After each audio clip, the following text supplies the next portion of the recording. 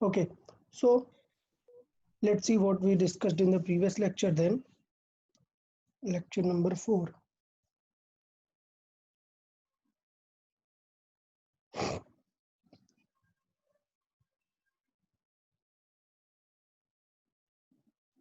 Okay, so previously if I see, we were discussing the analysis of motion with variable acceleration. Okay, so what I mean by variable acceleration is that all the things will be given in the format of some function. Okay, so we discussed this first scenario. Let's say when displacement is given as a function of time. So suppose displacement this is, and it is given as a function of time. ये सबसे major criteria है कि let's say इस type का कुछ situation वहां पर हो रहा है तो फिर कैसे प्रोसीड करेंगे. तो सबसे पहले तो हमें प्रॉपर आइडिया होना चाहिए कि अगर आपको x गिवन है तो v कैसे निकालते हैं. सो हमें पता है ये फॉर्मूला है कि ये डिफरेंशिएशन ऑफ x हम बोल सकते हैं. और लेट्स से कभी एक्सेलरेशन आपसे पूछा हुआ है सो हम बोल सकते हैं it is a differentiation of y. तो ये दो स्टेप्स जो सबसे मेजर फॉर्मूले हैं ये हमें माइंड में रखने चाहिए. ओके, तो इस पे बेस्ड हमने क्वेश्चंस भी डिस्कस कर लिए थे. उनमें से कुछ टर्म्स थे जो बहुत ही इंपॉर्टेंट टर्म्स थे, लाइक इनिशियल वर्ड. इनिशियल का मीनिंग क्या होता है तो बताया था इनिशियल मींस टाइम जीरो पे कोई भी वैल्यू. सो कोई भी value at t is equal to zero means that is initial value. उसके बाद एक और इम्पोर्टेंट क्वेश्चन आता है मैक्सिमम और मिनिमम. तो मैंने बताया था फिजिक्स में किसी भी चैप्टर में अगर मैक्सिमम और मिनिमम पूछा हुआ है तो आपको करना है पहले फाइंड करना है where, when or where it will happen. So you need for that location, step 1 is differentiate करो और उसको जीरो के इक्वल करो, उसका डिफरेंशिएशन जीरो के इक्वल कर दो. सो उससे क्या होता है पता चल जाता है कि एट विच टाइम और वेयर इट विल हैपन. सो आपको वो पता चल गया. उसके बाद हमने क्या बताया डबल डिफरेंशिएट कर लेते हैं. डबल डिफरेंशिएट करके वो वैल्यू रख के चेक कर लेते हैं. अगर पॉजिटिव आया तो मिनिमम होता है और अगर नेगेटिव आया तो मैक्सिमम होता है.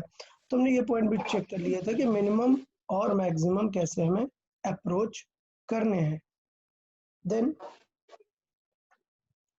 उसके बाद हमने डिस्कस किया एक simple straight question that x is given something in this format. X is given.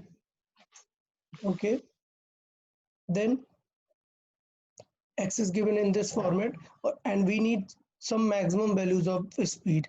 So what we can do now then, इसे डिफरेंशिएट करेंगे. सो डिफरेंशिएशन यार सबको आना चाहिए, मैंने अभी 2-3 बार बता चुका हूँ. सो स्पीड है उसे डिफरेंशिएट किया हमने, इस डिस्टेंस को स्पीड आ गया. सो पहले हमें स्पीड का फंक्शन आ गया, ये स्पीड का फंक्शन यहाँ पे हमने लिख दिया. अब केसेस है कि हमें मैक्सिमम स्पीड अगर चाहिए तो हमें चाहिए कि इसका डिफरेंशिएशन जीरो कब होगा. और जब हमने डिफरेंशिएट किया it came out of fixed value, that means it can never be zero. Clear. तो इसका मतलब हम वी मैक्सिमम फाइंड नहीं कर सकते हैं. बट देन लेट्स क्वेश्चन पूछा कि मैक्सिमम पोजीशन फाइंड करके देखते हैं. तो मैक्सिमम पोजीशन मतलब उसका डिफरेंशिएशन जीरो करेंगे और वो पता चला 4/3 आया. सॉल्व करके जीरो इक्वेट करके time, that means at 4/3 second its position will be maximum. तो 4/3 सेकेंड, कुछ स्टूडेंट ये टाइम निकालने का डायरेक्ट यही आंसर कर देते हैं. नहीं, 4/3 second is a value of time. जब आप वो रखोगे किसी फंक्शन में तो आपको पता चलेगा कि उसकी पोजीशन क्या होगी. सो वो पोजीशन रखकर हमने चेक कर ली कि यार वो मैक्सिमम पोजीशन या मिनिमम पोजीशन क्या हो सकती है. फिर मैंने एक फिगर बना के भी एनालाइज करना सिखाया कि यार इनिशियली यहाँ पर है फिर इस पॉइंट पे यहाँ पर होगा, लाइकवाइज किस तरीके से हम कर सकते हैं. तो ये पूरे केसेस थे कि किस तरीके से हम एक्स को सॉल्व कर सकते हैं. फिर हमने एक और क्वेश्चन सेम पैटर्न पे दिया और सारी चीजें सॉल्व करने को दी. और यहाँ पर मैंने मोशन भी एनालाइज करके पूरा बताया कि 0 पे कहाँ था, 6 पे कहाँ था, 8 पे कहाँ था. और केयरफुल रहने के लिए बोला. केयरफुल क्यों रहने के लिए बोला, कभी भी अगर क्वेश्चन में डिस्टेंस पूछा है सो एक प्रॉब्लम होती है कि अगर ऑब्जेक्ट रिटर्न आ जाए, मतलब सपोज ऑब्जेक्ट यहाँ पर था और ऐसे रिटर्न आ जाए यहाँ पर, तो हमें जो पता होती है वो पोजीशन पता होती है, दिस पोजीशन दिस पोजीशन. अगर आप सब्ट्रैक्ट करोगे तो आपको मिलेगी ये वाली value, this value you will get. So it means it is a displacement, while the distance is this one. So whenever the distance is asked, you must find when it will turn. Turn means how it will turn. First it will stop, then again it will change its direction. So that's how it will happen. So you need to find the when it will stop always. If the distance is asked, first find when it will stop. So ये previously lecture में हमने discuss किया हुआ था. फिर हमने बात की थी टाइप 2 की. टाइप 2 में मतलब क्या, सपोज आपको डिस्टेंस नहीं गिवन है, आपको एक्सेलरेशन गिवन है और या फिर वेलोसिटी आपको गिवन है, एक्सेलरेशन या वेलोसिटी फंक्शन में गिवन है. तो फिर हमने इस चीज को याद किया था कि यार क्या सिचुएशन हो जाती है, जैसे x से हमें v चाहिए तो हमने डिफरेंशिएट किया, x से v आ गया, और हमें एक्सेलरेशन चाहिए तो फिर से डिफरेंशिएट कर दिया हमने, ये पार्ट था. बट लेट्स से अब हमें रिवर्स चाहिए, हमें a या v दिया हुआ है और हमें x चाहिए, तो हमें क्या करना पड़ेगा, इंटीग्रेट करना पड़ेगा. सो डिफरेंशिएशन के टाइप की चीज ही थी इंटीग्रेट, बताया था मैंने कि अगर यहाँ पर x है तो इंटीग्रेट करने के लिए यहाँ पर dx लिखना पड़ेगा, और उसके इंटीग्रेट का फॉर्मूला हमने याद किया कि x to the power n का इंटीग्रेशन क्या होगा. तो इस तरीके से हमने इंटीग्रेशन का पार्ट सीखा. तो एग्जांपल देख लेते हैं यार, हमने क्या एग्जांपल डिस्कस किया हुआ था कि एक्सेलरेशन जो है दैट इज लेट्स से 2t - 6, ये एक्सेलरेशन आपको गिवन है. Now we need the velocity. तो अभी देखो एग्जाम में यार ये चीज याद हो जानी चाहिए कि जब हमें वेलोसिटी को डिफरेंशिएट करके एक्सेलरेशन आया तो एक्सेलरेशन को इंटीग्रेट करके वेलोसिटी आएगा, ये कंफर्म है. तो इंटीग्रेट, अब बार बार इतना सोचना नहीं है कि इंटीग्रेट लिखें पूरा, जैसे मैंने यहाँ पे लिखा हुआ है कि a को इंटीग्रेट करेंगे dt के साथ तब जाके वैल्यू आएगी. तो आपको सीधे इंटीग्रेट करना है, बार बार dt लिखने की जरूरत नहीं है. बट लेट्स से पहला क्वेश्चन है तो देख लेते हैं dt कैसे लिखते हैं. तो हमने ये फंक्शन लिखा a का और उसके साथ dt लिख दिया. अभी जैसे डिफरेंशिएशन करते थे dt को भी अलग अलग लिख सकते हैं. सो इस तरीके से हमने dt को डिफरेंट लिख लिया. यहाँ पर आया 2t dt, यहाँ पर 6 dt. फिर हमने सारे फॉर्मूले देखे थे इंटीग्रेशन में. इंटीग्रेशन में अगर एक नंबर है तो उसका इंटीग्रेशन क्या होगा, फिर उस नंबर को वैसे ही रखा रहने देंगे और dt का इंटीग्रेशन हो जाता है t. क्लियर. बट नंबर 2, काफी सारे स्टूडेंट को लगता है कि सपोज t का डिफरेंशिएशन का फॉर्मूला है, तो t के डिफरेंशिएशन का फॉर्मूला हो गया t+1 upon t+1 to the power n का होता है n+1 अपॉन n+1 टाइप का. तो अगर t है तो फिर dt को इग्नोर करते हैं, सिर्फ t का ही इंटीग्रेशन यहाँ पर रहता है पूरा. तो ये हमने पूरा इंटीग्रेट किया और v की वैल्यू आ गई. अब इसमें हमने मेन पॉइंट बताया था कि don't forget to add a term c. इस टर्म का मीनिंग क्या है, क्योंकि हमें पता है v का जब हम डिफरेंशिएशन करेंगे, सो अगर यहाँ पे लेट्स से कोई नंबर था 10 20 कुछ भी रहा होगा, डिफरेंशिएशन में तो वो 0 हो गया होगा, यहाँ पे दिखेगा ही नहीं डिफरेंशिएशन में. तो इसलिए हमें एज्यूम करके चलना पड़ता है कि there is a constant c. और वो फाइंड कैसे करते हैं, वो फाइंड करते हैं कुछ ना कुछ एग्जाम में इनिशियल कंडीशन दी होती है उसके बेसिस पे. या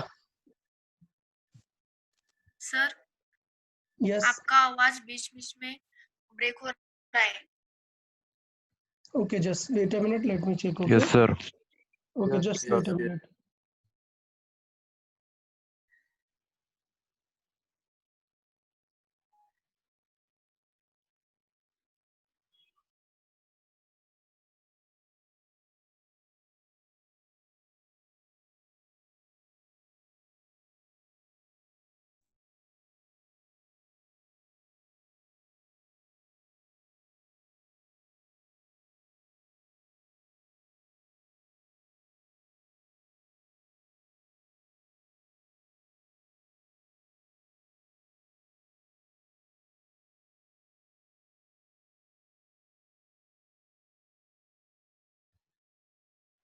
okay, is it better now?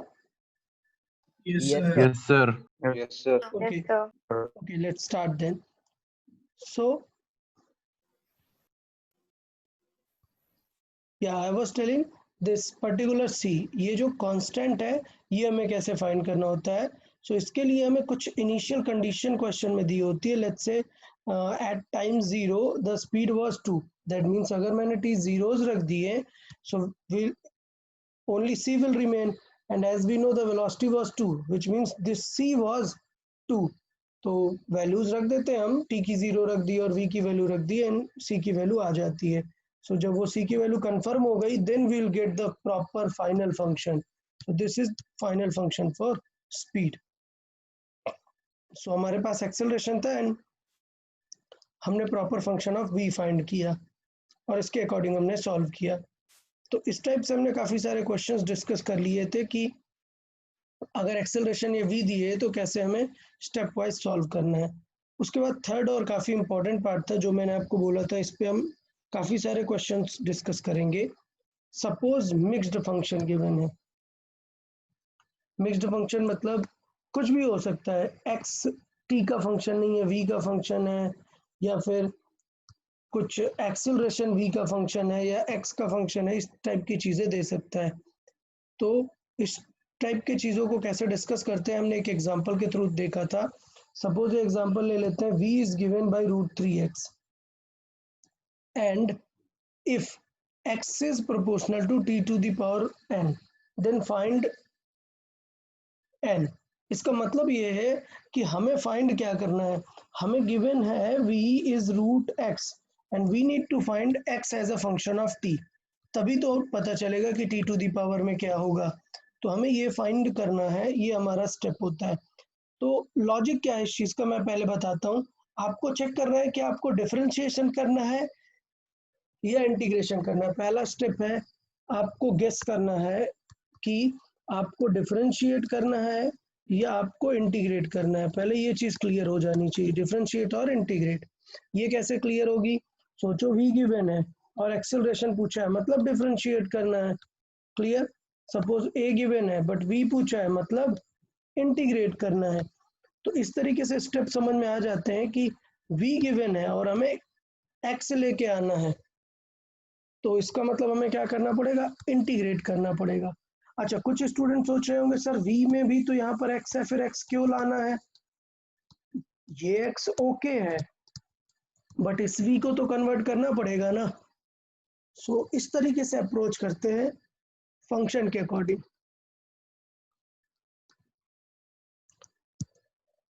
सो अभी पैटर्न क्या है कि डिफरेंशिएट सब आपको इंटीग्रेट अगर करना है सो यू नीड dx जब होगा तब जाके इंटीग्रेट कर पाएंगे, क्योंकि कब सपोज कुछ है x है सो सिर्फ x को इंटीग्रेट नहीं कर सकते, dx हमें चाहिए ही होता है इंटीग्रेशन के लिए। तो हम ऐसे में क्या करते हैं, ये जो v लिखा हुआ है इस v को चेक करने का ट्राई करते हैं कि v को कैसे लिख सकते हैं dx के फॉर्मेट में। सो हमें पता है v को लिख सकते हैं dx/dt टाइप का। अब हमें पता है क्या रहे कि x इधर है और dx इधर है, सो इंटीग्रेट करने में x को x के साथ रहना चाहिए। तो हमने क्या किया, ये पैटर्न फॉलो किया, x को x के साथ लेके आए, मतलब ये dx है यहाँ पर, ये यहीं पर रहा और इस x को डिनोमिनेटर में लेके आ गए। सो ये बन गया dx/√x यहाँ पर। ठीक है, अभी इस तरफ बना सिर्फ 3dt, dt को इस तरफ ले आए। अब दोनों को इंटीग्रेट कर देंगे। सो हमें पता है कि √x को हम क्या लिख सकते हैं, x to the power -1/2, because upon में है और रूट का मतलब होता है 1/2। फिर हमने सॉल्व कर दिया, पावर को सॉल्व करने का मतलब होता है n+1 अपॉन n+1। सो ये हो गया x to the power half upon half और इस तरफ ये। फिर हमने एक c जरूर लिख दिया। कुछ स्टूडेंट सोचेंगे सर c तो दोनों साइड आएगा, इस साइड भी आएगा इस साइड भी आएगा, तो 2c हो जाएगा। तो 2c से कोई मतलब नहीं है, क्योंकि सिंपल सा पॉइंट है, c एक रेफरेंस है कांस्टेंट। सपोज 2 + 5 है, आंसर 7। सो 2 भी एक कांस्टेंट, 5 भी एक कांस्टेंट, 7 भी एक कांस्टेंट। तो मैं मान रहा हूँ कि ये वाला c1 ये वाला c2 दोनों मिलके जो बनाएंगे वो एक c टाइप का कांस्टेंट बना लेंगे। तो हम ये कंसिडर करके चल रहे हैं कि दोनों यहाँ पर मिलके एक सी टाइप का कांस्टेंट बना लेंगे। अब पैटर्न क्या है, चेक करो क्या t = 0 पर क्या था। सो t = 0 पे x 0 था, तो जब हमने x को भी 0 रखा t को भी 0 रखा तो c की वैल्यू क्या आ गई 0, मतलब c 0 है, तो c को हटा दिया हमने फंक्शन से। अब थोड़ा सा सॉल्व किया, क्योंकि x और t ही दिख रहे हैं सिर्फ, बस थोड़ी सी सॉल्विंग चाहिए कि x को t के पावर में कुछ लिख पाए। सो t के पावर में देखा तो x is proportional to t square आ रहा है, इसका मतलब n की वैल्यू क्या है 2।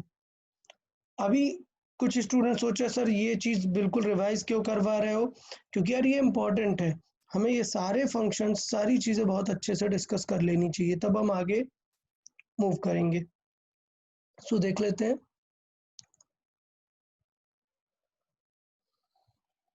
ये suppose for an object acceleration आपको गिवन है इस टाइप का, a वर्सेस v दिया हुआ है, then find the speed at t is equal to 2 second. तो स्टेप देखिए, नोटिस करना है आपको, एक्सेलरेशन गिवन है, v गिवन है, दो चीजें गिवन है, हमें फाइंड क्या करना है, v फाइंड करना है, बट किसका, t के साथ। सो देखो क्या चीज काम की नहीं है, v तो ऑलरेडी है, क्या काम की नहीं है, a। अब हमें a से v चाहिए तो x डिफरेंशिएट करना पड़ेगा, इंटीग्रेट। अगर v से a चाहिए होता तो डिफरेंशिएट करते, बट a से v चाहिए मतलब इंटीग्रेट करना पड़ेगा। तो इंटीग्रेट में क्या करते हैं, उसका डिफरेंशियल वर्जन लिखते हैं, dx वगैरह ट्राई करते हैं ढूंढने का और फिर इंटीग्रेट कर देते हैं। सो एक्सेलरेशन को हम क्या लिख सकते हैं, dv बाई dt, और हमने एक्सेलरेशन को लिखा dv बाई dt, v को एक्सेलरेशन dv के साथ लिखा और dt को अलग कर दिया। अच्छा अभी सोचो, अभी सोचना है, सेम क्वेश्चन में मैं अगर दे देता कि find the this particular speed when x is equal to 2, मतलब क्वेश्चन में x दिया है, सो हम t दिया होता तो t का फंक्शन फाइंड करते, x दिया है तो x का फंक्शन फाइंड करेंगे। तो इसका मतलब ये जो एक्सेलरेशन को आप लिख रहे हैं ना dv बाई dt, इस t का कुछ काम नहीं है, इसके जगह आपको x वाला फॉर्मूला यूज करना पड़ेगा। तो इसके जगह एक्सेलरेशन में x वाला फार्मूला कुछ यूज करके हम कर लेते हैं। फिर हमने v स्क्वायर को नीचे लेके आए और फॉर्मूले से सॉल्व किया, फिर c की वैल्यू फाइंड की और फाइनली v का फंक्शन आ गया 1/3t, और हमने वहां पर वैल्यू रख दी किस सिचुएशन में हमें पूछा हुआ था। फिर इसके बाद मैंने सेम क्वेश्चन करवाया हुआ है, सपोज हमें स्पीड पूछा था v एट x, इसका मतलब ये है कि एक्सेलरेशन को dv बाई dt लिखना सही नहीं है, हमें x चाहिए। तो हमें पता है कि यार एक्सेलरेशन का एक और फॉर्मूला होता है, dv बाई dt भी होता है, और साथ में एक और फॉर्मूला होता है v dv बाई dx। क्यों ये फॉर्मूला क्यों चाहिए हमें, क्योंकि हमें x के फॉर्मेट में क्वेश्चन सॉल्व करना है। तो हमने लिख दिया एक्सेलरेशन को v dv बाई dx, अब v को v के साथ लिखने का ट्राई किया और x को सिंपल, सो dx का इंटीग्रेट आ गया और यहाँ पर v का इंटीग्रेट आ गया। अब इसके बाद फिर हमने ये देखा कि ln को कैसे लिखते हैं, log e को, बेस e को, फिर वो हमने लिख दिया और वेलोसिटी का एक फंक्शन आ गया e to the power minus dx। या कैन यू एक्सप्लेन वो e वाला? ओके चले, तो e के फंक्शन को थोड़ा सा हम देख लेते हैं। जैसे मैंने बताया, सब ध्यान दें, जैसे हम बताएं साइन का Your फंक्शन voice is कैसे not होता है। clear. Hello. Okay Sir, your voice is not. The rear voice is cutting in between. okay okay it's cracking in between, just let me check what can I do then, let's see.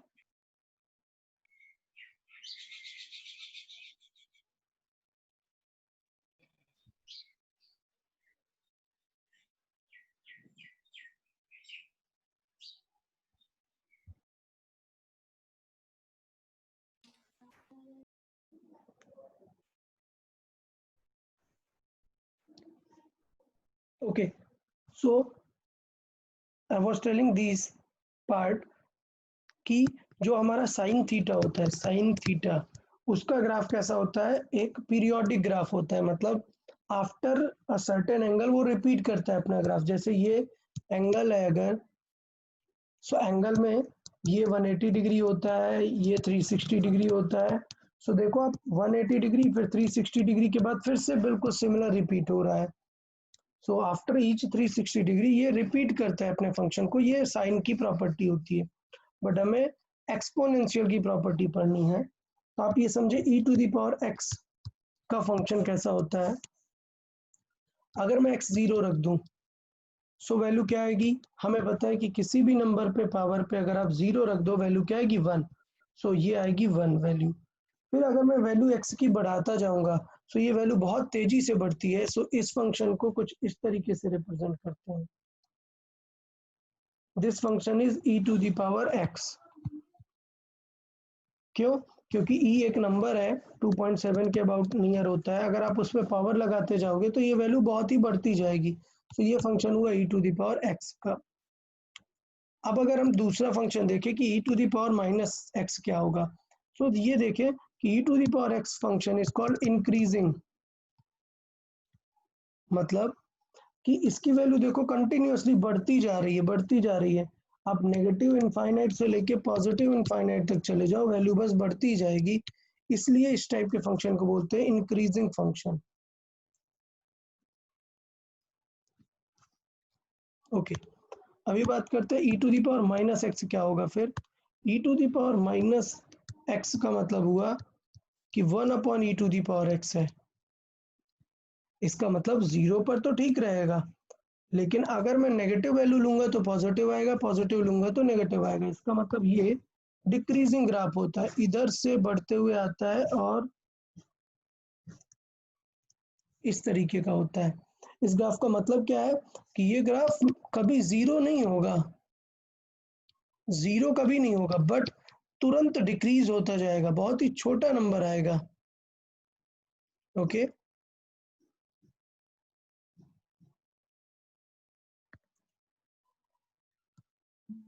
Okay, तो ये e to the power minus x का function होता है। तो -3x कुछ इस type पे आएगा। इसका मतलब अगर हम टाइम की बातें कर रहे हैं तो देखो टाइम तो नेगेटिव नहीं हो सकता ना, तो टाइम रहेगा सिर्फ पॉजिटिव।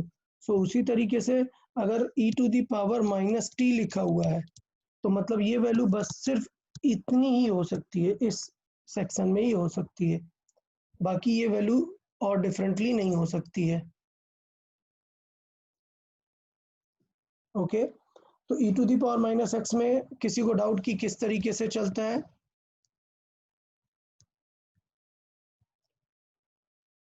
ठीक है, so e to the power minus x का फंक्शन हमें ओके होना चाहिए। अब मैं एक और अच्छा फंक्शन बताता हूँ, एक और वीआईपी फंक्शन जो टेस्ट में यूज हुआ था।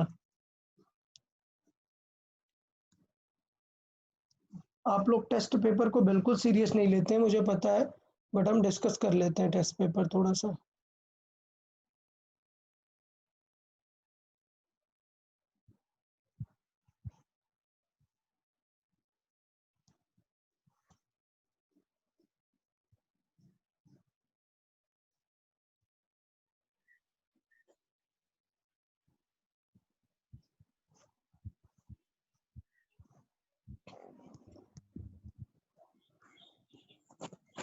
ओके, सो मैंने बताया था टेस्ट पेपर में बहुत ही अच्छे अच्छे क्वेश्चंस हैं, एक बार उनकी फिर से प्रैक्टिस कर लेते हैं, वही एज ए एग्जांपल हमारे काम आएंगे।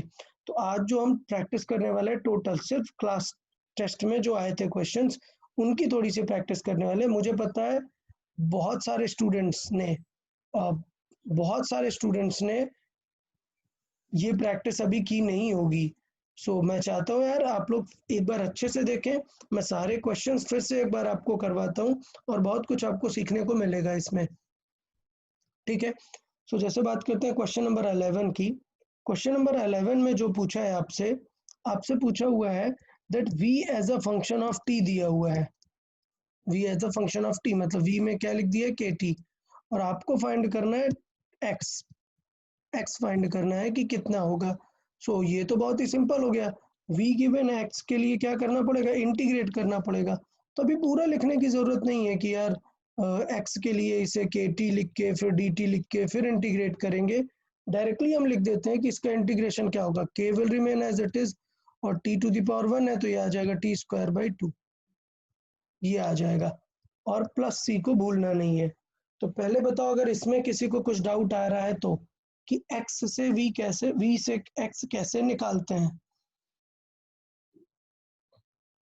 x से v और a, तो v चाहिए तो डिफरेंशिएट करेंगे, v से a चाहिए तो डिफरेंशिएट करेंगे, बट अगर रिवर्स चाहिए a से v चाहिए तो इंटीग्रेट करेंगे, v से x चाहिए तो इंटीग्रेट करेंगे। तो टाइम के फंक्शन के लिए कोई भी टेंशन नहीं लेनी होती है, डायरेक्ट कर सकते हैं। सो हमारे पास ये वैल्यू आ गई, x हमारा आ जाएगा k into T square by this. अच्छा, k की वैल्यू गिवन है 2, सो k की वैल्यू गिवन है 2, 2 कैंसिल आउट हुआ, x कितना आ गया, x आ गया t स्क्वायर जितना। अब प्रॉब्लम ये है कि क्वेश्चन में पूछा हुआ था what is the distance from 0 to 3 second, position क्या है 0 to 3 सेकेंड के लिए। तो ऐसा क्वेश्चन को हम लिमिट लगा के सॉल्व करते हैं। जब भी कभी कोई रेंज पूछी जाती है फ्रॉम दिस टू दिस, तो हम लिमिट लगा के करते हैं। लिमिट मैंने बताया हुआ था ये किस टाइप का इंटीग्रेशन है। सपोज मैंने बात की लिमिट t1 से t2, तो ये अपर लिमिट होती है और ये लोअर लिमिट होती है। तो रखते कैसे हैं, पहले अपर लिमिट रखते हैं फिर लोअर लिमिट रखते हैं। तो t के जगह पहले हम लिखेंगे t2 square then minus t1 square.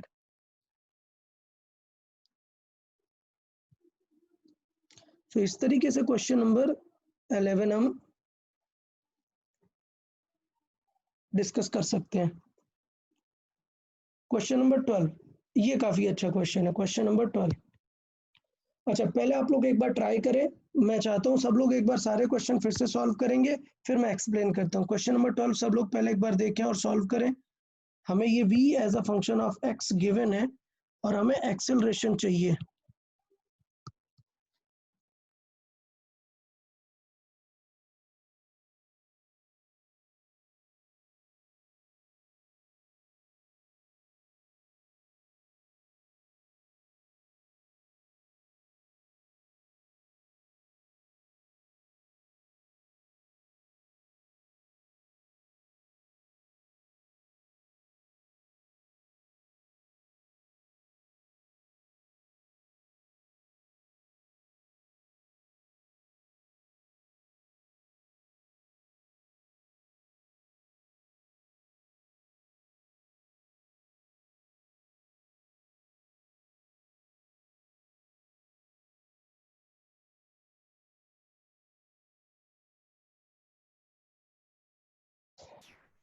Okay, so I guess सब लोग समझ गए होंगे। हमने इसमें क्या किया, v as a root of 3x + 16, ये हमें गिवन है। अब हमें v और x के फंक्शन को करेक्ट करना है क्योंकि हमें एक्सेलरेशन चाहिए। सो मैंने बताया था कि v से एक्सेलरेशन चाहिए मतलब डिफरेंशिएट करना पड़ेगा। सो डिफरेंशिएट करने का हमने यहाँ पे एक अच्छा तरीका देखा कि यहाँ पे स्क्वायर रूट लगाया। सो स्क्वायर रूट को हमने इस तरफ ले लिया कि ये स्क्वायर बन जाए, तो ये v स्क्वायर का एक फंक्शन आ गया। अब हमने इसे डिफरेंशिएट किया बोथ साइड को t के रेस्पेक्ट में।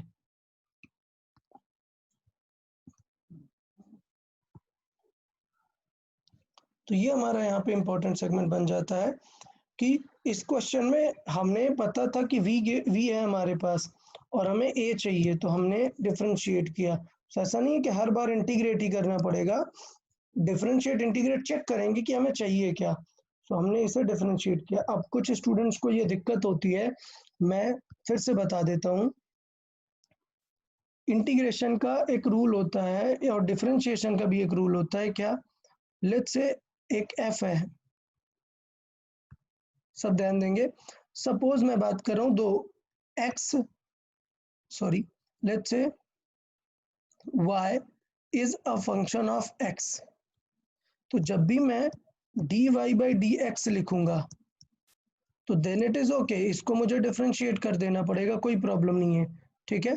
लेकिन अगर कभी ऐसा हुआ कि मुझे इस y को t के रेस्पेक्ट में डिफरेंशिएट करना है dy/dt, तो जो डिफरेंशिएशन आएगा वो आएगा, बट इनटू में बिकॉज हम t के रेस्पेक्ट में डिफरेंशिएट कर रहे हैं और यहाँ पे क्या है x, हमें dx/dt भी मल्टीप्लाई करना पड़ेगा। ये चीज हमें समझनी पड़ेगी। तो ये हमें याद रखना पड़ेगा कि जब हम किसी डिफरेंट फंक्शन के रेस्पेक्ट में डिफरेंशिएट करते हैं, मतलब दिया है x बट हम डिफरेंशिएट किसके रेस्पेक्ट में कर रहे हैं, t, सो हमें x को भी डिफरेंशिएट करना पड़ता है, dx/dt लिखना पड़ता है। मतलब और अच्छे एग्जांपल से एक बार देखेंगे। सपोज एग्जांपल मैं दूंगा, suppose y is equal to लिखा हुआ है sin x, सो मैंने लिखा क्या dy/dx क्या हो जाएगा, सो वो तो क्लियर है, साइन का डिफरेंशिएशन क्या हो जाएगा, cos x हो जाएगा, ठीक है। बट अगर मैं dy/dt आपसे पूछूं तो बिकॉज ये डिफरेंट फंक्शन है तो साइन का तो cos x होगा ही होगा, इनटू इस x का भी हमें t के साथ करना पड़ेगा dx बाई dt। ये रूल है, ये डिफरेंशिएशन का एक रूल है प्रॉपर, कि अगर x जिसका फंक्शन है उससे कुछ और डिफरेंशिएट करोगे तो उसका डिफरेंशिएशन भी रखना पड़ेगा। और वही चीज हमने यहाँ पर की, क्या v स्क्वायर को हमें डिफरेंशिएट करना है t के रेस्पेक्ट में, सो v स्क्वायर का तो 2v हो जाएगा, but then dv by dt भी हमें लिखना पड़ेगा। तो इस सेगमेंट में किसी को डाउट हो तो बताओ, ये डिफरेंशिएशन कैसे आ गया, इसमें किसी को कुछ डाउट है तो बता दो। ओके, क्वेश्चन नंबर 12 काफी अच्छा है। तो मैं चाहता हूं कि इस क्वेश्चन को कुछ क्वेश्चन जो अच्छे होते हैं उनको आप नोट्स में थोड़ा सा लिख के रखेंगे तो बेटर रहेगा आपके लिए। तो ये ऐसा क्वेश्चन है जिसमें हमें ये चीज ध्यान देनी है कि v स्क्वायर का 2v हो गया, फिर v का भी डिफरेंशिएशन रखना पड़ेगा।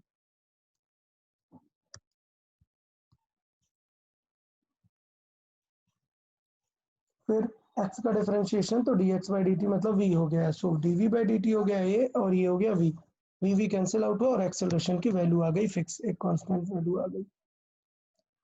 अब इस क्वेश्चन को बढ़ा सकता है क्या, अभी हमें speed as a function of x दिया था, बट अब अभी हमारे पास एक्सेलरेशन आ गया है, सो हम रिवर्स में सबको फाइंड कर सकते हैं, रिवर्स में कुछ भी पूछा होगा, सो हम v भी फाइंड कर सकते हैं, v as a function of time, because हमारे पास a है, so we can find v, we can find x also।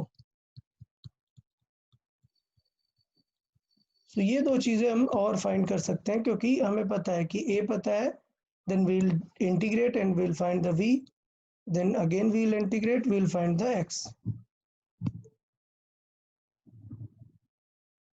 तो इस अकॉर्डिंग हमने सॉल्व कर दिया। क्वेश्चन नंबर 13, ये तो स्ट्रेट था, डिस्टेंस फाइंड करनी थी, total distance upon total time. Yes, ये क्वेश्चन है काफी अच्छा। फिर 14 नंबर देखें यार, 14 नंबर में इंटीग्रेशन बहुत ही अच्छा वाला किया गया है। मैंने इंटीग्रेशन के दो रूल बताए थे, कभी सोचो लेट्स से साइन 4x का इंटीग्रेट किया, सो मैंने बताया था कि साइन किसका होता है, कॉस का माइनस साइन होता है, तो मतलब इसका आंसर आएगा माइनस कॉस एक्स, ये क्लियर है। बट यहाँ पर इंस्टेड ऑफ x एक 4 एक्स्ट्रा है, सो हमने बताया कि पहले तो साइन का डिफरेंशिएशन हो, सो इंटीग्रेशन होगा, साइन का होने के बाद उसके बाद इस 4x का करेंगे, तो 4x का डिफरेंशिएशन करके डिवाइड में रखते हैं, ये इंटीग्रेशन का रूल होता है। सो 4x का डिफरेंशिएशन क्या आएगा 4, क्योंकि x का तो क्या हो जाएगा 1, सो वो 4 डिवाइड में आता है। सो ये 4 अगर मिस कर दिया तो फिर सारी चीजें गड़बड़ हो जाएंगी, सो ये चीज थोड़ा सा हमें यहाँ पे ध्यान देना होता है। तो देख लेते हैं इसमें इस रूल को ही, इसका मतलब अगर इंटीग्रेशन ऑफ साइन WT लिखा हुआ है, सो इसका मतलब साइन का तो हो जाएगा माइनस कॉस WT, और WT का डिफरेंशिएशन डिवाइड करना पड़ेगा W से, सो इसको एक्चुअली में ओमेगा रीड करते हैं, सो इसको हम इस तरीके से लिख सकते हैं। सो ये इंटीग्रेशन हो गया, s omega will remain as it is, जो यहाँ पर है, सिर्फ साइन ओमेगा टी का जो इंटीग्रेशन है वो माइनस कॉस बाई ओमेगा हो गया। फिर हमें पता है कि v से अब हमें x चाहिए, तो माइनस को अलग रख दिया हमने, माइनस माइनस दोनों कैंसिल आउट हो गए, और कॉस के साथ भी सॉल्व किया इंटीग्रेशन। सो जब कॉस का इंटीग्रेशन करेंगे, सो कॉस का इंटीग्रेशन हो गया साइन, और डिवाइड में वो ओमेगा रहेगा ही, सो इस तरह करके हमारा x का फंक्शन आ गया। ओके, तो अभी मैं चाहता हूँ एक क्वेश्चन सब लोग सॉल्व करें, एक क्वेश्चन दे देता हूँ मैं, आप लोग सॉल्व करें।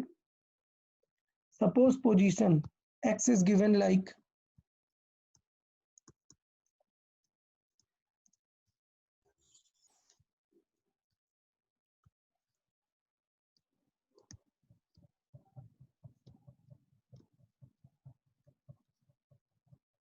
okay, suppose x is given this, you need to find the initial acceleration, everyone solve and answer me।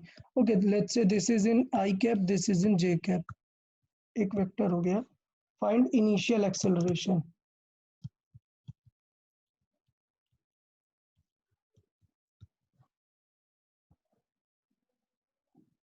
Answer in the text box. Initial acceleration.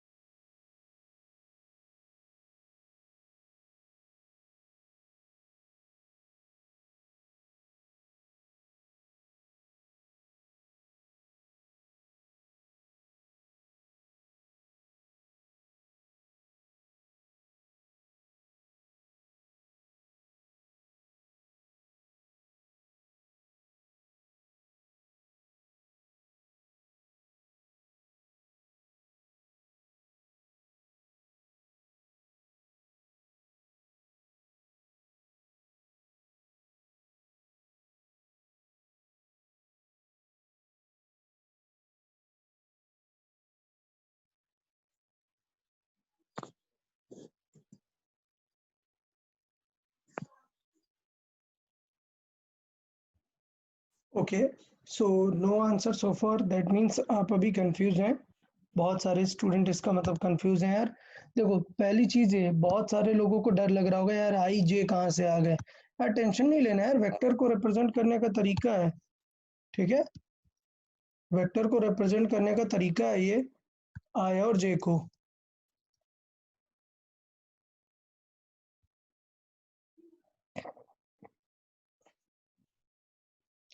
Shiv Prasad, it's not correct yet.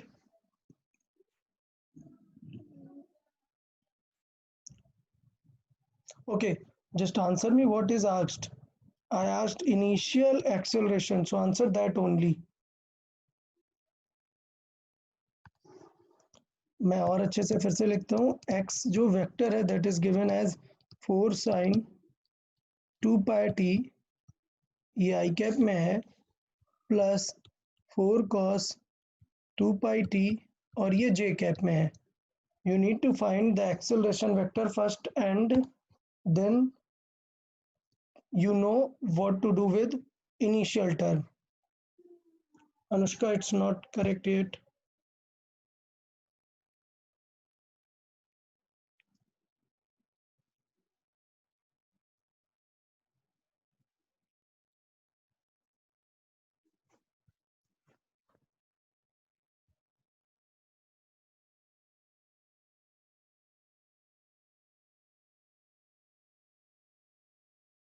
Hello, sir. Yes.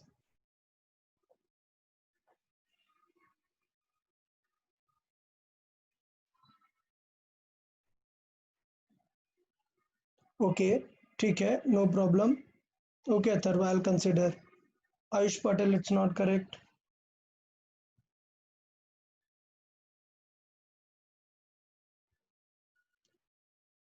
Okay Shiv Prasad, not at. यार तुम लोग बहुत ही basic चीज miss कर रहे हो यार. Initial का मतलब तुम लोग समझ ही नहीं रहे हो. इनिशियल मतलब टाइम जीरो. कितनी ज्यादा हेल्पफुल चीज मैंने आपसे बोल दी कि मैंने आपको टाइम जीरो दे दिया, तो फिर टेंशन तो मतलब ऑलरेडी हाफ 50% टेंशन तो ऑलरेडी कम हो जानी चाहिए कि टाइम जीरो रख के आपको आंसर बताना चाहिए.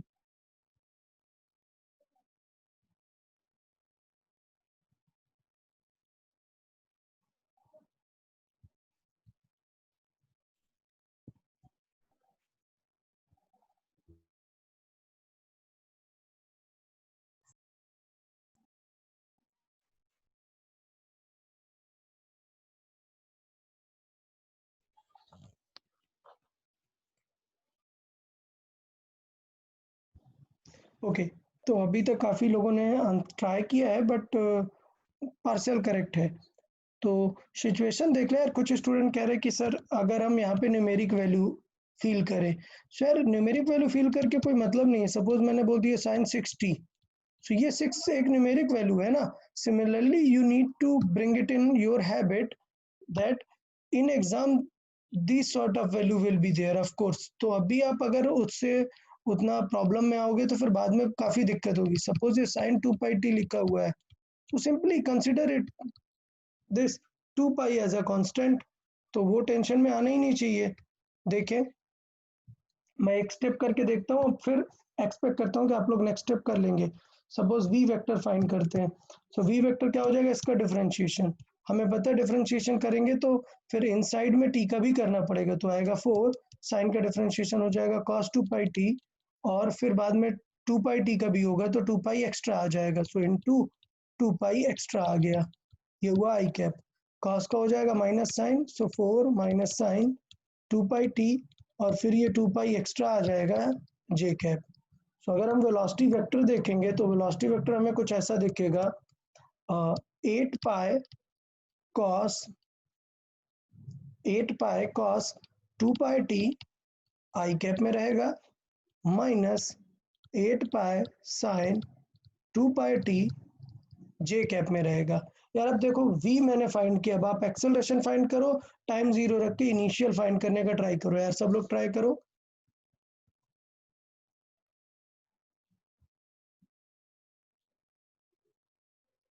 Still not correct, Shiv Prasad. Okay, Adit, very good. Now it's correct. Very good. So we have got the answer. Adit, very good. बाकी लोग यार अब ट्राई कर. अभी तो मैंने वेलोसिटी भी आपको सिखा ही दिया कैसे निकालना है.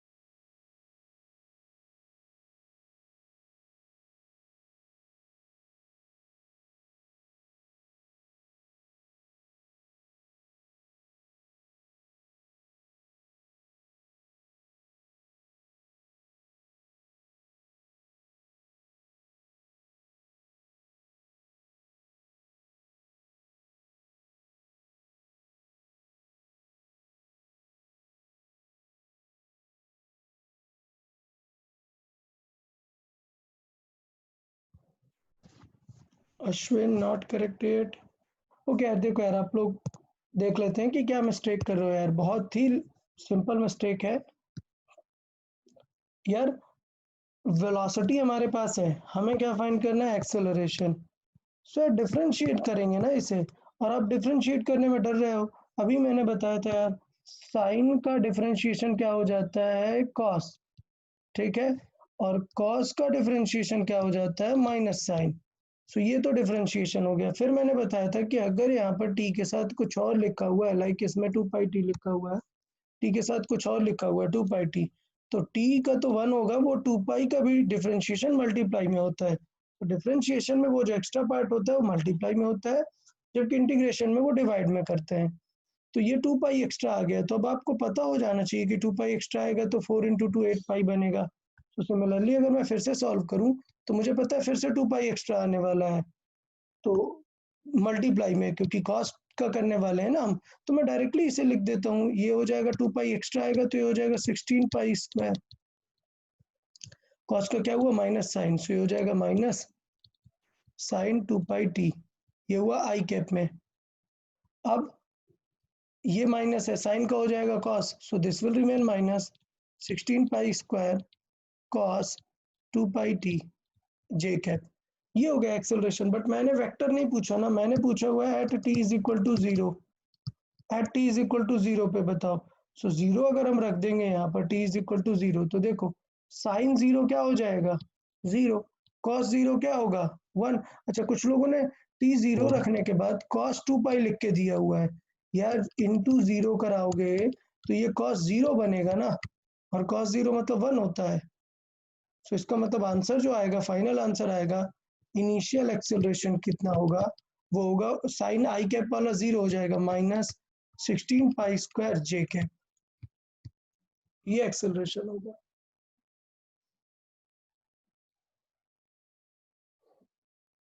तो ये पूरा डिफरेंशिएशन से रिलेटेड था। जितने लोग नहीं कर पाए इस क्वेश्चन को, रीजन बीइंग आप लोग अभी डिफरेंशिएशन सही से यूज नहीं कर पा रहे हो, तो थोड़ा सा केयरफुल रहना है यार इस चीज को लेके।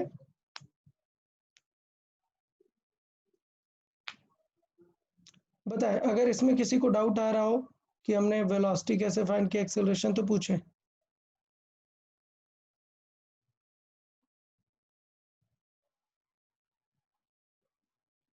Okay, let's see then next question.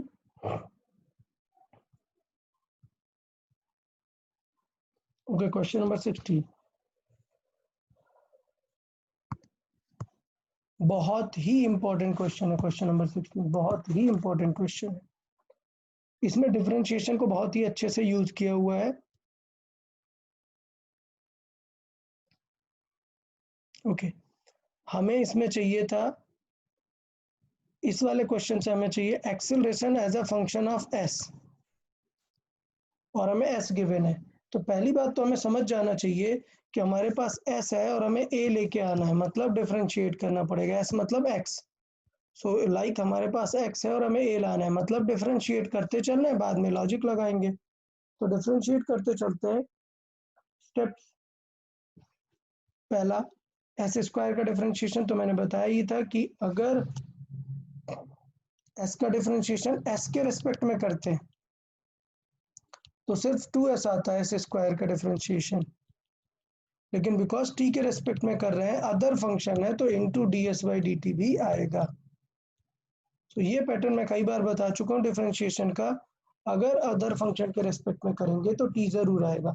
अच्छा, अभी कुछ स्टूडेंट का ये भी तो डाउट हो सकता है, सर एस स्क्वायर को टी के रेस्पेक्ट में क्यों डिफरेंशिएट किया, एस के रेस्पेक्ट में ही क्यों नहीं कर दिया। सिंपल आंसर आ जाता 2s, एस के रेस्पेक्ट में करते हैं, बट एस के रेस्पेक्ट में करके कोई बेनिफिट नहीं है ना, हमें तो स्पीड एक्सेलरेशन ये सब चाहिए ना। सो मतलब ये तो टी के रेस्पेक्ट में डिफरेंशिएट करने में आएंगे ना, इसलिए हमने कंसिडर किया कि टी के रेस्पेक्ट में करेंगे। तो टी के रेस्पेक्ट में अब देखो यहाँ पर एस है, तो हमें इसका टी के रेस्पेक्ट में करना पड़ा, D S by D T यहाँ पर देखो आएगा एक्स्ट्रा, बट ये पूरा फंक्शन टी का ही है। सो इसमें कहीं पर देखो फिर से डिफरेंशिएट की जरूरत नहीं पड़ी, सिर्फ सिंगल डिफरेंशिएट में काम बन गया। सो स्टेप 1 में हमने किया हुआ है डिफरेंशिएशन और लिख दिया 2sv is equal to this, ये पूरा हमारा यहाँ पर सॉल्विंग आ गई। अच्छा, अब इसमें यहाँ पर देखते हैं यार, यहाँ पर क्या प्रॉब्लम है कि यहाँ पर अभी दो चीजें हो गई, यहाँ पर s भी हो गया और v भी हो गया। अब क्या करेंगे डिफरेंशिएशन में। अगर हमें याद है कि s भी एक फंक्शन है, t भी v भी एक फंक्शन है, दो फंक्शन अगर होते हैं तो डिफरेंशिएशन का रूल चेंज हो जाता है। तो देखिए यहाँ पर मैंने लिखा हुआ है रूल, फॉर्मूला, इसको बोलते हैं प्रोडक्ट फॉर्मूला डिफरेंशिएशन का, कि अगर दो चीजें x और y का मल्टीप्लाई है और हमें उन्हें डिफरेंशिएट कराना है, तो स्टेप होता है पहले फर्स्ट फंक्शन और इनटू सेकंड का डिफरेंशिएशन, ये step number 1। Then second function that is let's say y और x का डिफरेंशिएशन अदर फंक्शन। तो इस तरीके से हम पहले डिफरेंशिएशन रूल लगा देते हैं। तो यहाँ पर अगर हमें t के रेस्पेक्ट में डिफरेंशिएट करना है तो पहले हम रूल लगा के सॉल्व करेंगे, पहले s फिर v का डिफरेंशिएशन फिर v s का डिफरेंशिएशन। तो इस तरीके से हमारे पास एक्सेलरेशन आ गया, s और a आ गया, फिर हमने v लिखा ds/dt को और सॉल्व कर दिया और a की वैल्यू कुछ इस तरीके की हमारी आ गई। अब बहुत सारे स्टूडेंट ऐसे सोच लेते हैं सर ये तो a minus v square by s है, सो यहाँ से सर दिख रहा है कि a प्रोपोर्शनल टू 1/s है, ऐसे दिख रहा है? नहीं, ये सबसे बड़ा मिसकॉन्सेप्शन है, ये एकदम गलत हो जाएगा अगर हम a प्रोपोर्शनल टू s देखने लगे। ध्यान देने वाली बात है कि ये जो v है ये भी तो s पे डिपेंड करेगा ना, यहाँ से देख सकते हैं this v also depends upon s। तो इसका मतलब इस v को ऐसे रिमूव नहीं कर सकते हैं, फॉर्मूला लिखना पड़ेगा v का।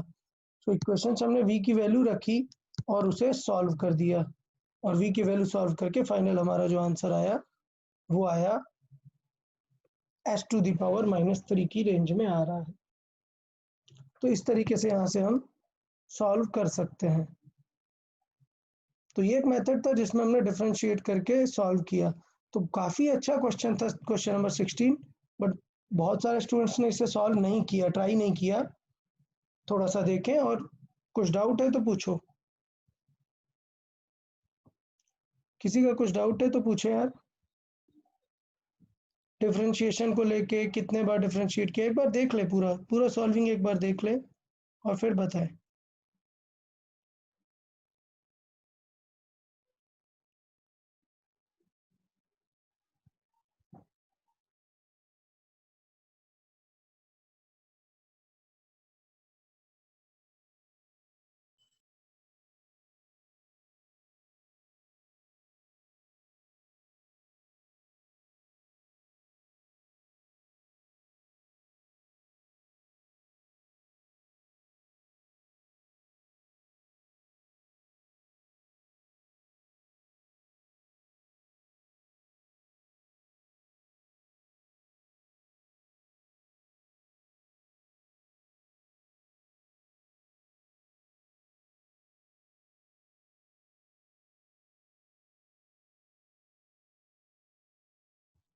ओके, तो इस तरीके से हम इसमें डिफरेंशिएशन वाली सॉल्विंग कर सकते हैं।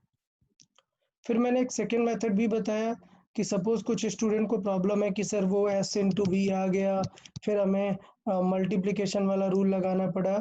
सो उससे बेटर आप ये कर सकते हो कि अगर आपको सिर्फ सिंपल चाहिए सो आप इस स्क्वायर को कन्वर्ट कर दो इधर रूट में, रूट ओवर दिस।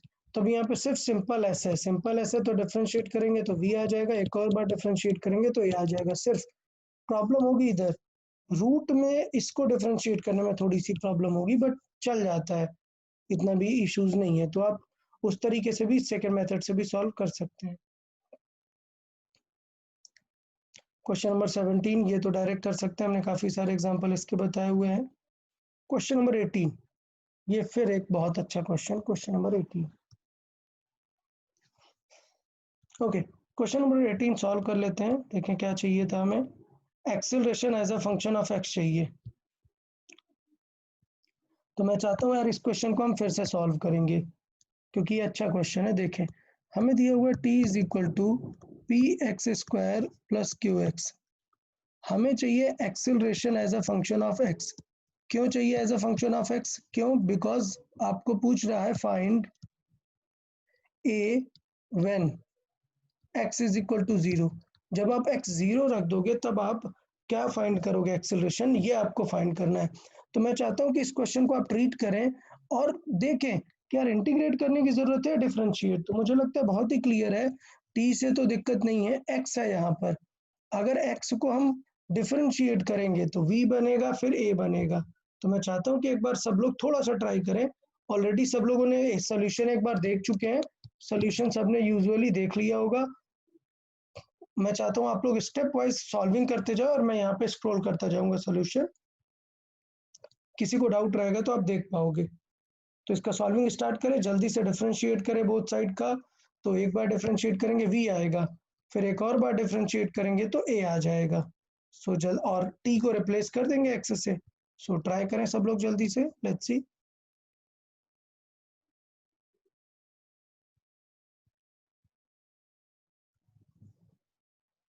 मैं सॉल्यूशन दिखाता जाऊंगा, बट आप लोग खुद से पहले सॉल्व करते जाएं और उसके बाद फिर सॉल्यूशन देखते जाएं कि कहाँ पे आपसे मिस्टेक हो रही है। सो सॉल्व करते जाएं और सॉल्यूशन भी देखते जाएंगे कि कहाँ पर गलतियां हो रही हैं, और कहीं पे किसी जगह पे डाउट आता है तो पूछें।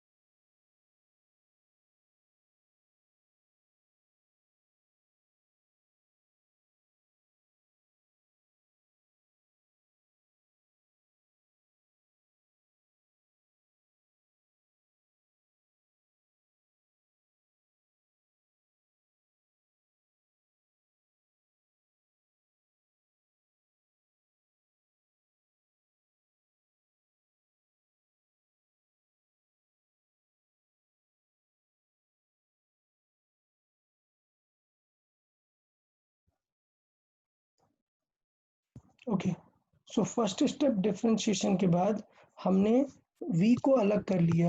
v को हमने 1/2px प्लस q इस टाइप का लिखने का ट्राई किया। ठीक है, आप चाहते तो फर्स्ट फंक्शन सेकंड फंक्शन का रूल भी लगा सकते थे। सो मैं चाहता हूँ यार आप लोग ये ना कन्वर्ट करके फर्स्ट फंक्शन सेकंड फंक्शन से ट्राई करें सब लोग।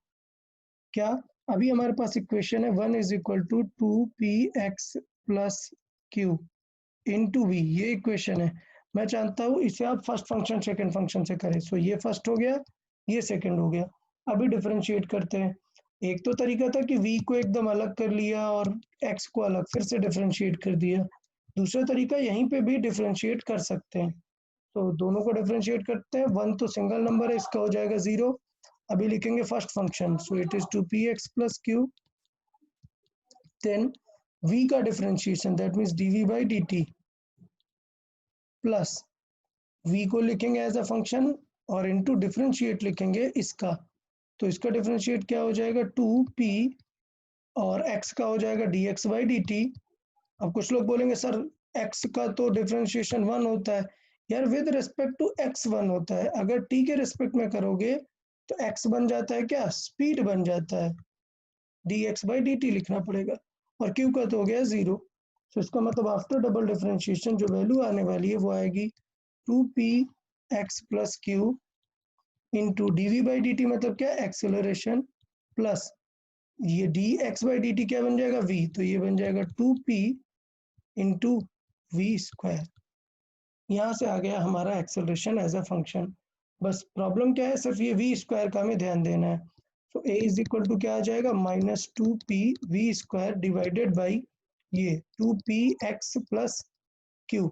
अभी थोड़ा सा देखो कि ये 2p plus x by Q को ही तो हम 1/v लिख सकते हैं ना। सो ये होगा -2pv स्क्वायर, और ये जो 2px/v है इसको लिख सकते हैं 1/v। तो ये बन जाएगा क्या, एक्सेलरेशन बन जाएगा -2pv³। ये कब जरूरत पड़ेगी, जब acceleration as a function of v पूछा था। अगर v नहीं पूछा था, x पूछा था, तो फिर इस वाले v को x में हमें चेंज कर देना चाहिए था, इस वाले x में। तो x के फॉर्मेट में भी चेंज कर सकते थे। तो इधर आप कन्वर्ट कर सकते थे या फिर आप इस तरीके से भी डिफरेंशिएट कर सकते थे। तो मैंने दोनों पर्सपेक्टिव यहाँ पर दिखाए हैं। एक ये है जिसमें मैंने डायरेक्टली मल्टीप्लिकेशन वाले डिफरेंशिएशन फॉर्मूले से किया, और एक ये है जिसमें हमने कन्वर्ट करके किया हुआ है। तो आप देख लें, इसमें कुछ भी डाउट है तो आप बताएं। दोनों मेथड में डिफरेंशिएशन में कुछ भी डाउट हो तो बताएं। एक है ये डिफरेंशिएशन और एक है ये वाला जो हमने यहाँ पर फॉलो किया।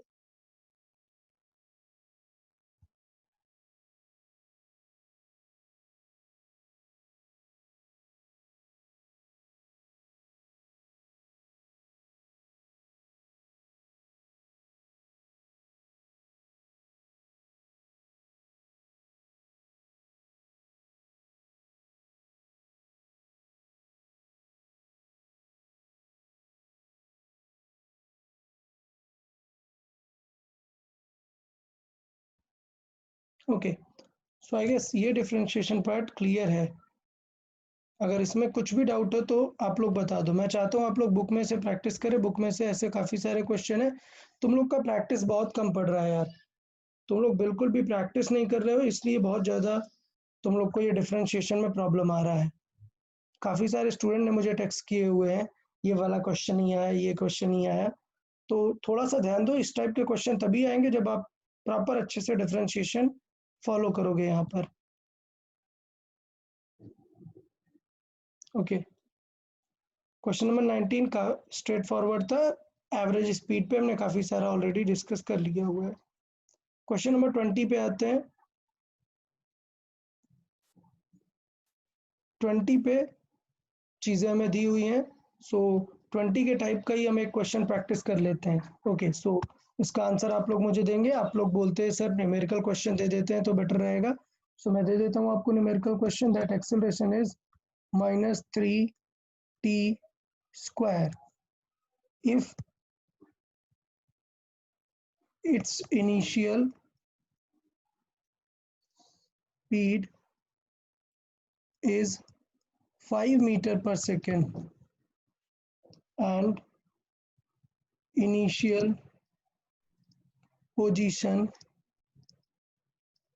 is 10 meter, then find v and x at t is equal to 1 second। तो चले इसे सॉल्व करें, हमें v और x फाइंड करके बताएं t is equal to 1 second में। So as a example solve करें सब लोग इस क्वेश्चन को जल्दी से। रेफरेंस के लिए बगल में एक क्वेश्चन है, क्वेश्चन नंबर 20, इसी टाइप के पैटर्न का क्वेश्चन हो गया ये।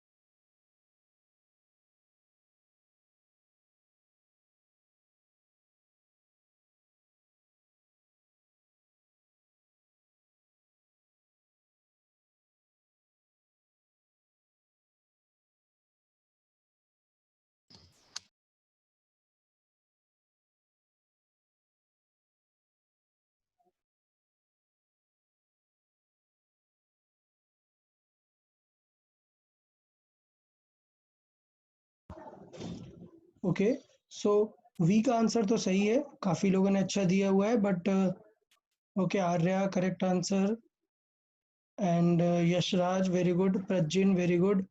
एक्स का आंसर चाहिए यार, एक्स का answer correct, very good. V का आंसर करेक्ट है अथर्व, वी का आंसर बहुत सारे लोगों ने करेक्ट किया, वेरी गुड। और एक्स का आंसर थोड़ा सा अलग है सबका, प्रज्जिन, आर्या, सबका आंसर डिफरेंट है।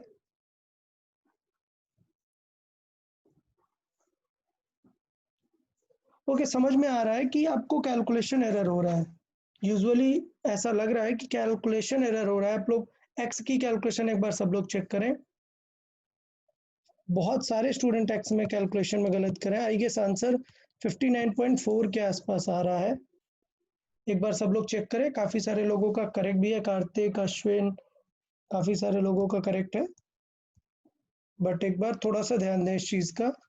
एक्स की कैलकुलेशन काफी लोग की गलत है, वी की वैल्यू आ रही है 4।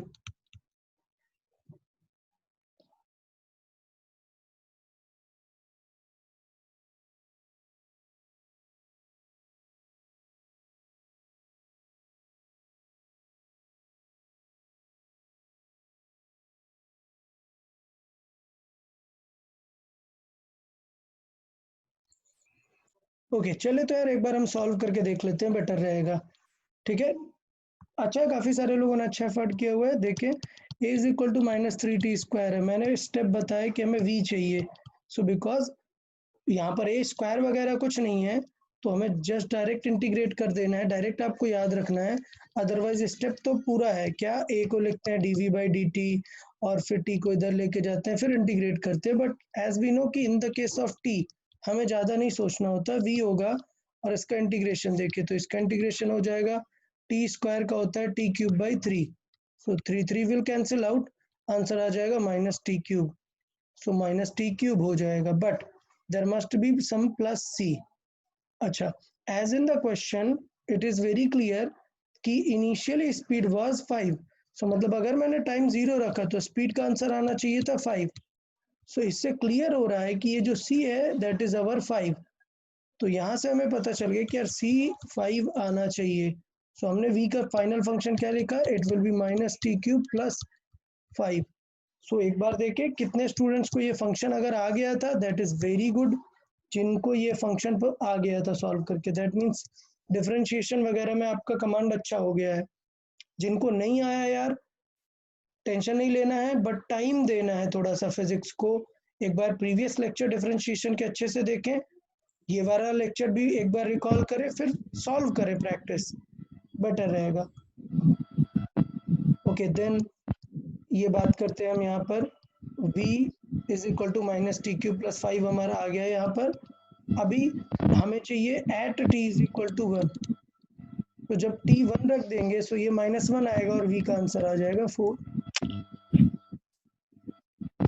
ओके, सो v इस तरीके से हम यहाँ पर कर सकते हैं। फिर उसके बाद बात करते हैं x की, तो x के लिए क्या करना पड़ेगा, अगेन इसे फिर से इंटीग्रेट करना पड़ेगा। सो t³ का इंटीग्रेशन हो जाएगा t4/4 plus 5 into T plus some c। अब c की वैल्यू कैसे देखेंगे, क्वेश्चन में गिवन है कि initially it was at 10 meter, so इसका मतलब अगर मैंने टाइम 0 रखा होता तो आंसर आता 10। सो मैं डायरेक्टली बोल दे रहा हूँ, इसका मतलब c की वैल्यू क्या है, 10। और अब हमें चाहिए at t is equal to 1, so at t is equal to 1 अगर हम रख देंगे x में, सो हमें x की वैल्यूज आ जाएंगी सारी, t इज इक्वल टू 1, सो ये -1/4 प्लस 1 दैट मीन्स 15, सो ये आ जाएगा 59/4।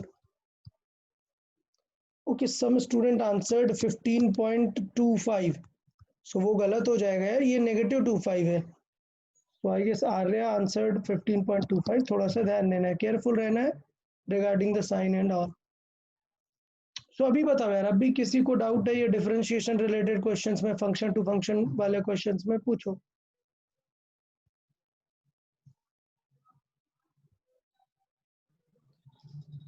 ओके, सर या सर 1/4 1 आता है ना, पॉजिटिव। नहीं, this negative will remain there ना, this negative is from this part. वो स्टार्टिंग क्वेश्चन में नेगेटिव था ना, सो ये t to the power 4, ये 1 तो 1 आ जाएगा, but there is 4 in the denominator ना, so that 4 will remain.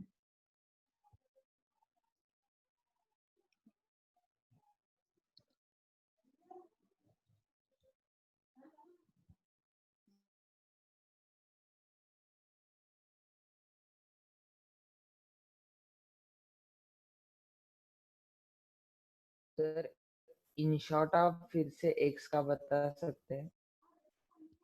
क्या चीज एग्जैक्टली मैं समझा नहीं क्वेश्चन आपका. x कैसे निकाला? x कैसे निकाला? ओके ओके, तो फिर से एक बार देख लेते हैं x कैसे निकाल रहे हैं. हमने बताया कि v को हमें डिफरेंशिएट करते हैं तो एक्सेलरेशन आता है, बट इंटीग्रेट करते हैं तो रिवर्स आ जाता है x. अब इंटीग्रेशन का मेथड है कि देख लेते हैं, t क्यूब है अगर, तो उसका इंटीग्रेशन क्या आएगा, हमें पता है पावर एक ऐड हो जाती है, सो ये बन जाएगा 4 divided by that number 4. Okay okay, and suppose simple 5 है, there is no t, so there will be 1 t, क्योंकि 5t का डिफरेंशिएशन फिर क्या आएगा, 5 आएगा, तो इसका मतलब 5 का इंटीग्रेशन क्या आएगा, 5t आएगा. यस, एक बार इंटीग्रेशन वाले लेक्चर्स देख ले, अगर कुछ भी डाउट आता है प्रॉपर्ली सीख जाएंगे. क्वेश्चन नंबर 21 देखिए, ये भी एक बहुत अच्छा क्वेश्चन है जिसमें आपको dv by dt which means acceleration as a function of v given था. सो हम इसको एक अटेम्प्ट कर लेते हैं, एक नया क्वेश्चन बना लेते हैं. लेट्स से गिवन है आपको एक्सेलरेशन इज -5v4, ये आपको एग्जाम में गिवन है, एक्सेलरेशन इज दिस. तो आपको फाइंड करना है, सपोज मैं क्वेश्चन में दे देता हूं, initial speed that is 10 meter per second. ये मैंने आपको क्वेश्चन में दे दिया कि यार इनिशियल जो इसकी स्पीड है वो 10 मीटर पर सेकेंड है. Okay, so then you need to find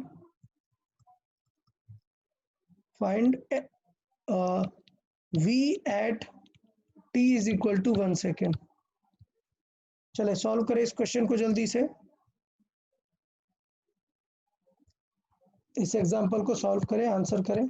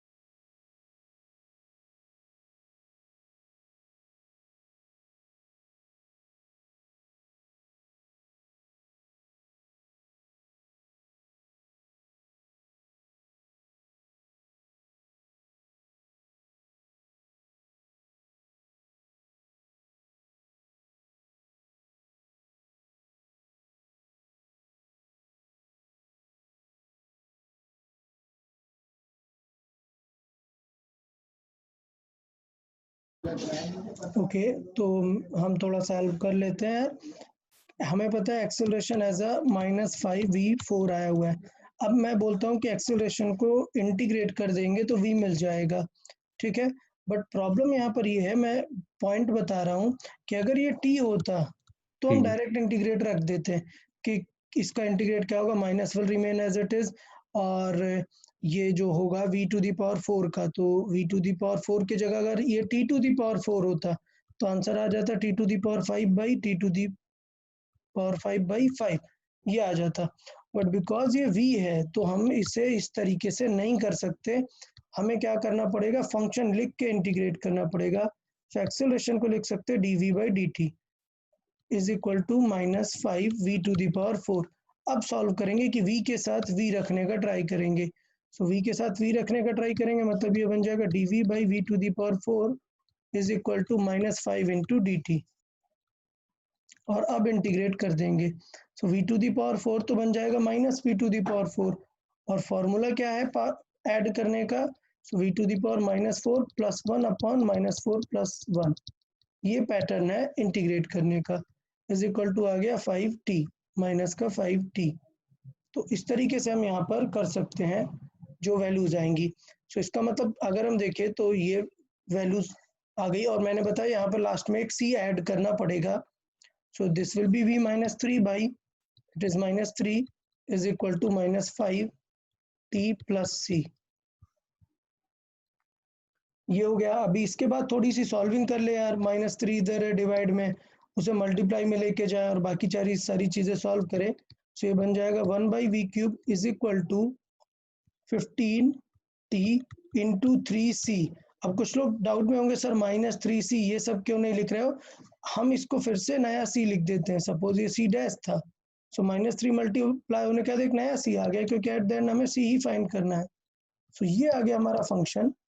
अब c फाइंड करेंगे तो हमें पता है कि at t is equal to 0 v कितना है 10, तो इसका मतलब 10 जब रखोगे तो आंसर आ जाएगा क्या 1 बाई 1000। अच्छा 10 बहुत ज़्यादा हो जा रहा है, 10 बहुत ज़्यादा हो जा रहा है, let's consider it 1, let's consider it 1। सो काफ़ी सारे स्टूडेंट ने 10 सॉल्व करके दे दिया होगा, बहुत ही रैंडम आंसर आएगा 10 सॉल्व करके। Let's consider it 1 meter per second. So at t is equal to 0 v की वैल्यू कितनी है 1, सो अब हम रख देंगे। सो रखने पे सॉल्व क्या करेंगे, ये आ जाएगा 1 बाई 1 मतलब 1, t 0 है मतलब c की वैल्यू कितनी आ गई है 1। So I can just write कि 1 by v cube is nothing but 15t plus 1, ये v की सॉल्विंग हो गई v क्यूब की। अब जो भी आंसर पूछेगा उसके अकॉर्डिंग हम सॉल्व कर देंगे। तो हमसे पूछा हुआ है 1 सेकेंड पे वैल्यू कितनी हो जाएगी 1 सेकेंड पे। So at 1 second, at 1 second कितना हो जाएगा 1 by v cube is 15 into 1 plus 2, तो ये आ गया 16। सो वी क्यूब आ जाएगा 1 बाई 16 का क्यूब रूट। सो आपको पता है कि 16 में से 8 इंटू 2 लिख सकते हैं और 8 में से 2 बाहर आ जाएगा, सो आंसर आएगा 1 बाई 2 रूट 2, ये आंसर आएगा। अच्छा अभी सच में यार स्टूडेंट, वो स्टूडेंट आंसर करे जो नियर अबाउट यहाँ तक पहुँच गए थे, जिन्होंने ये प्रॉपरली से कर दिया था, दो student answer who reached at least up to this point properly। Sir आपका आवाज क्रैक हो रहा है। Yes, sir. Voice cut हो रहा है। सर सुनाई नहीं दे रहा। सर सुनाई नहीं दे रहा। जस्ट वेट एक यस सर। सर कुछ नहीं सुनाई दे रहा। क्रैक है।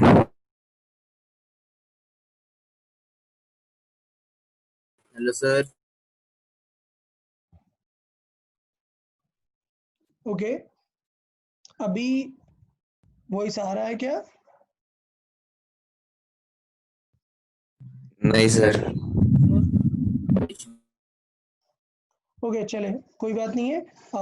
आप लोग को ये जो स्क्रीन शेयरिंग दिख रहा है, आप इस सॉल्यूशन को देखें, इस सॉल्यूशन को देखें थोड़ा सा, और उसके अकॉर्डिंग कुछ डाउट है तो सर टेक्स्ट क्रैक हो करें। रहा है।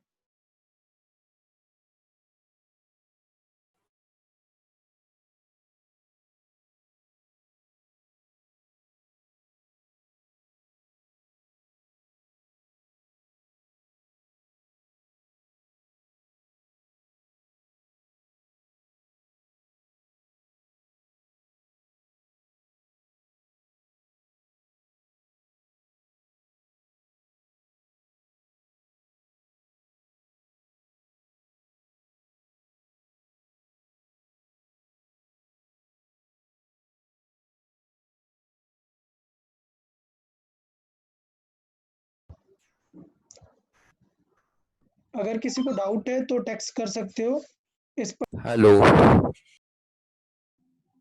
Hello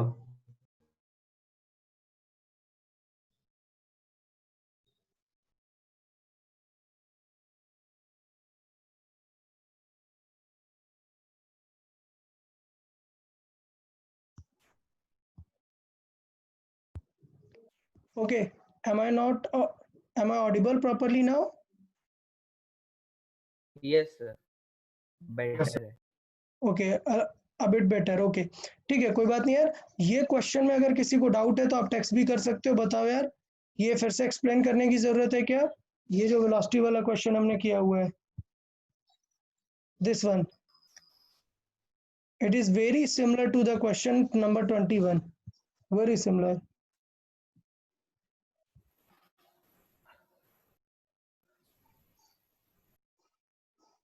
no sir, got it.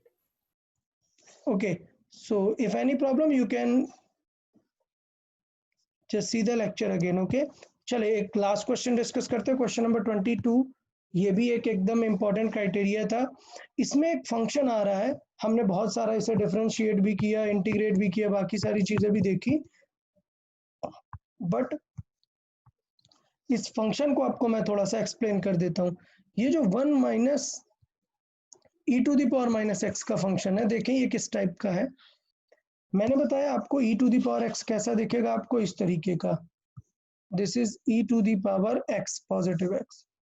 जो नेगेटिव एक्स होगा वो आपको दिखेगा इस तरीके से। सो ये हो गया e to the power minus x. अब इसका अगर 1 minus e to the power minus x की बात करें, मतलब इस वाले नंबर में 1 से इसे माइनस सब्ट्रैक्ट कर दें, तो अगर मैं x इज इक्वल टू 0 रख दूंगा, सो हमें पता है कि 0 आ जाएगा 1, मतलब आंसर कितना आ जाएगा 0। तो इसका मतलब ये जो स्पेशल फंक्शन है ये स्टार्ट होने वाला है 0 से, और जैसे जैसे आप x को बढ़ाओगे, ये वैल्यू तो बहुत ही कम आने वाली है, उसको 1 से कम करोगे, माइनस करोगे, सब्ट्रैक्ट करोगे, तो ये वैल्यू और बढ़ती जाएगी। तो इसका मतलब ये जैसे ही स्मॉलर होती जाएगी ये वैल्यू और बढ़ती जाएगी। तो इसका मतलब इसकी जो वैल्यू आएगी कुछ इस तरीके की आएगी। ये वैल्यू कभी जो है एग्जैक्ट 1 नहीं पहुंच पाएगी, क्योंकि ये कभी 0 होता नहीं है, ये एग्जैक्ट 0 कभी नहीं होता, तो एग्जैक्ट मैक्स कभी नहीं पहुंच पाएगी। इसका मतलब ये एक स्पेशल फंक्शन है जो कि आपको इस तरीके की वैल्यू देता है, इस तरीके की एक फिक्स वैल्यू देता है। एक टाइम के बाद ये वैल्यू नियरली कांस्टेंट हो जाती है। सो मतलब अगर कभी लिखा हुआ है 10 into 1 minus e to the power minus x, so इसका मतलब इसकी मैक्सिमम वैल्यू कितनी हो सकती है 10, एग्जैक्ट 10 नहीं होगी, सर इट वॉइस विल फिर से रीच कट हो रही है। Near about 10। ओके, तो यार ठीक है, अभी आज के लिए मुझे इतना ही डिस्कस करना था, e to the power minus 1 minus x वाला फंक्शन। अगर इसमें भी किसी को थोड़ा डाउट रहता है तो एक बार मैं लेक्चर पोस्ट कर देता हूँ, आप लोग एक बार देख लेंगे, ठीक है। सो ये लेक्चर टोटली रिवीजन वाला पार्ट था। सर इसके बाद हम जो स्टार्ट करेंगे, सो सर इस लेक्चर के नोट्स नहीं आएंगे? नहीं बेटा, इस लेक्चर में नोट्स कुछ हुआ नहीं ना, इस वाले लेक्चर में सिर्फ हमने प्रीवियस टॉपिक डिस्कस किए। जिसे रिवाइज करना है वो लेक्चर का वीडियो एक बार चेक कर लेगा। Yes sir. Okay, so next lecture से हम स्टार्ट करेंगे uniform constant accelerated motion, constant okay sir. Accelerated motion. Okay, उसको UAMB बोलते हैं, यूनिफॉर्म एक्सेलरेटेड मोशन। अभी जो हम पढ़ रहे थे that was variable accelerated motion. Okay, so next lecture में हम UM से स्टार्ट करेंगे। Okay everyone, yes Yes, sir. goodbye Yes, for sir. today. Okay, goodbye everyone. Okay, bye, Bye, sir. sir. Bye, Bye sir. bye everyone.